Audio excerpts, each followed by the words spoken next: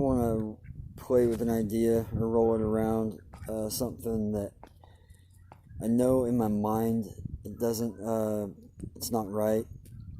It doesn't, something about it doesn't sit right with me, but I've never really tried to verbalize it, or maybe been able to. I may still not be able to, but the idea that I keep hearing about, so like with the corona thing, for example, or people who are always like uh, really going above and beyond to play it safe, I guess. um, for one thing, I believe in safety. I'm not saying safety shouldn't be adhered to in most cases, um, but my, I could agree. It all comes down to, like, is somebody living by what they're saying logically? Like, if I'm not saying, um, it's like listening to a thief talking about how bad it is to steal. Like, if you're gonna, I'm sure, we've all stolen something in our life. But if you haven't stopped stealing, don't give advice on why you shouldn't steal. When you do stop stealing, go ahead. But until that day comes, figure that out. So this whole, like, the just want to play it safe, because you never know, with the corona thing. Like, I'm not a doctor. TV and these doctors on TV are telling me it's I'm safer if I stay away from my loved ones that I don't live with. It's better for me just to stay in my home, or not associate with loved ones of mine that might be not playing it safe enough. And so, for example, I'd give one example, is a lady came over to my house not too long ago when we did a refinance, and she was a Christian lady, but you could tell she was very paranoid to be at our house. Didn't want to touch anything, but because she was a pencil, she came over. She had to get us to sign the paperwork to refinance the house. She wouldn't get paid if she didn't cross the line at some point. But we're sitting there passing the same paper back and forth to each other. We're both touching the paper, but she did make sure to give us, I had my pen, Holly had her pen, and she had her pen. However, the same piece of paper is circulating, and it's these logic fallacies that really bother me. But and I'm trying to, I don't know why I can't leave people alone with their own issues, but like, I can, but it's like when you're in my house acting like I'm gonna give you cooties or something like that. It's just like, not, like, I let you in my house. I mean, I could be treating you the same way and actually tell you no and not give you my business. And but anyway, okay, I was on a service call the other day, and the dude happened to be an Episcopalian pastor, and I go, what do you, this is my big thing here. What are your thoughts on the churches closing? Because I grew up in a world where, if there was a separation between church and state. The state didn't get to get involved in anybody's religion.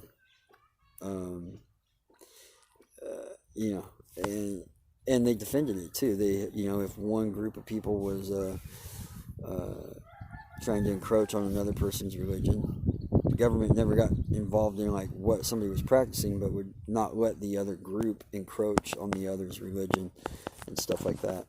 And due to Corona, you've got, like, these reporters out in front of churches, like some of the few real believers left are actually still like, there's no place on earth I'd rather be right now than, with those that are fearless and here to worship God. And you got these news reporters showing like, oh, well, aren't you scared? Aren't you worried you're endangering other people's safety?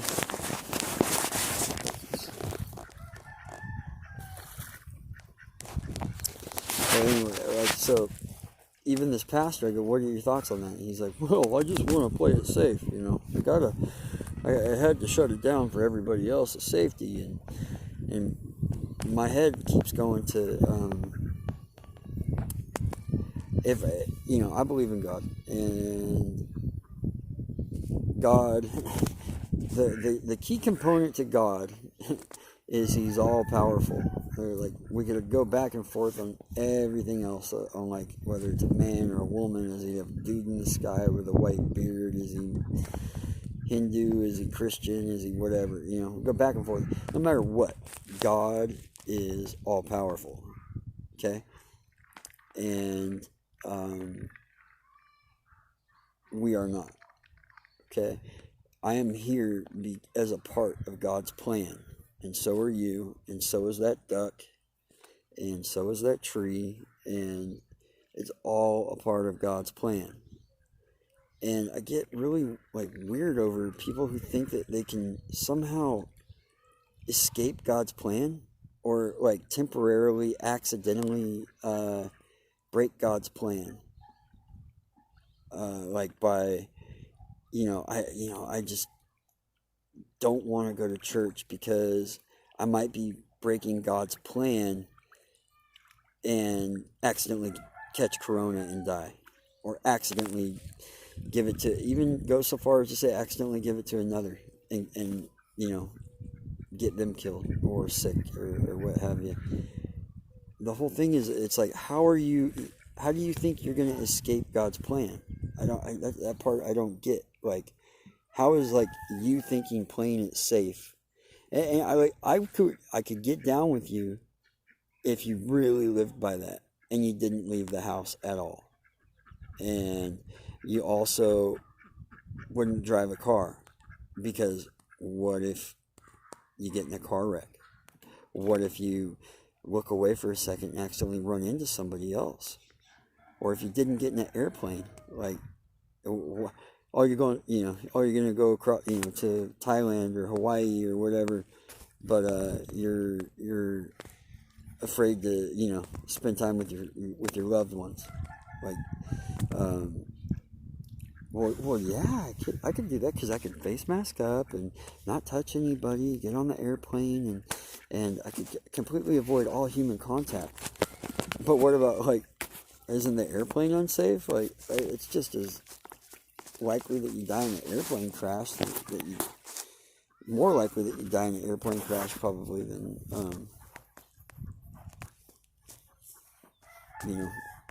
die from corona or COVID or what have you, or whatever the phobia might be. You can take it as far to skydiving. I've gone skydiving 3 times, and some people are like, "Oh my God, what are you doing? How? Why would you skydive? Why are you tempting fate like that?" And here's the thing: if it were God's plan for me to die of skydiving, that's the day I die. If something bad was going to happen and it wasn't my day to die, my car wouldn't start. I'd have a flat tire in the driveway. Just things it wouldn't work out.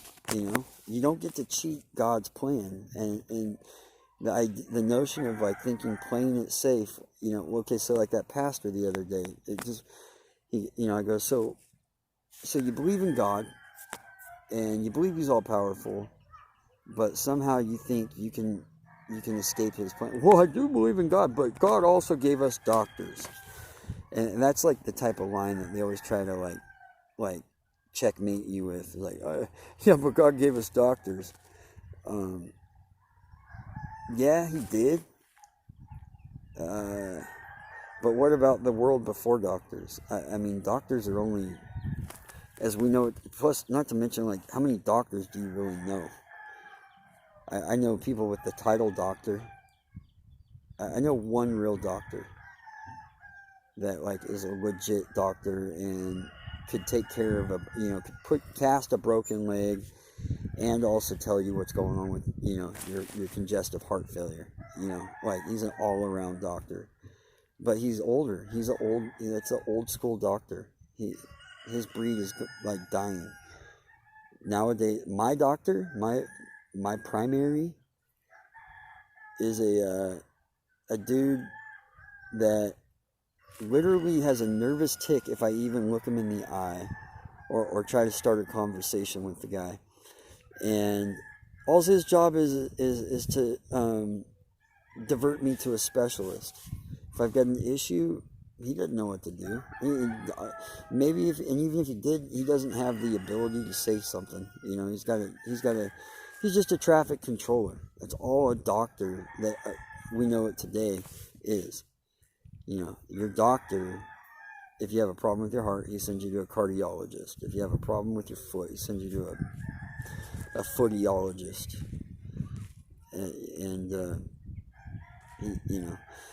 Unless if it's real mild, maybe he can prescribe you a cream or something like that.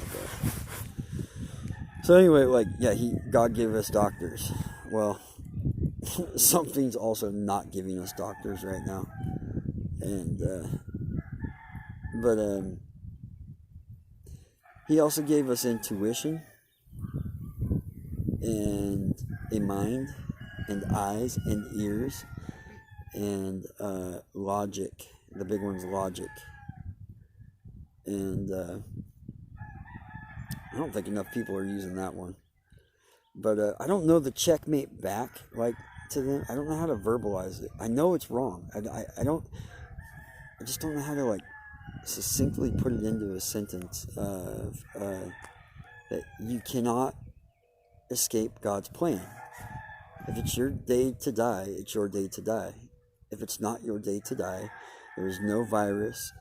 There's no, it says right, like, no weapon formed against you shall prosper. Right there in the Bible. And from what I see, most people think this is a weapon, a weapon from China, because everything's made in China. It's a weapon, right? So no weapon formed against you will prosper unless it's God's will. So therefore, so you know that.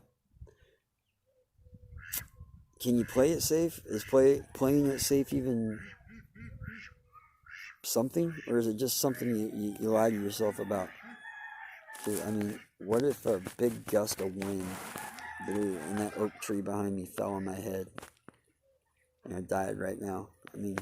Should I play it safe and go in the house and never leave? I think that's what the news would have me do. Or the CDC. Or those who are walking in fear, the maskers, the face maskers.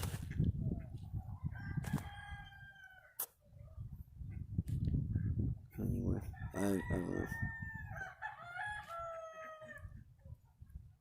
I don't think you can escape God's plan, and maybe it's just that simple.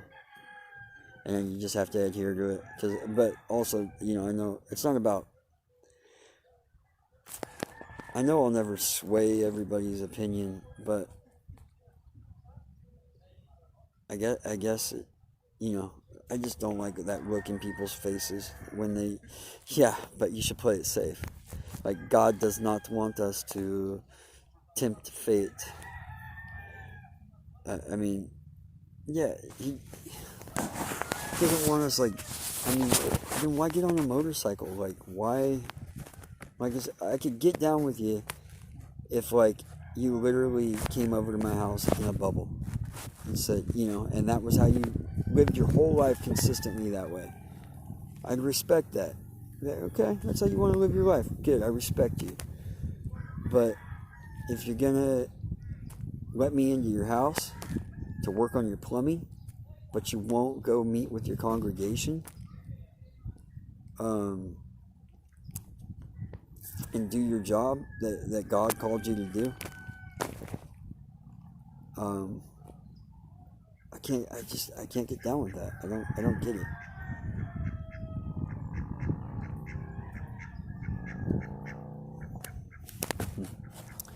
I'll keep playing with the idea.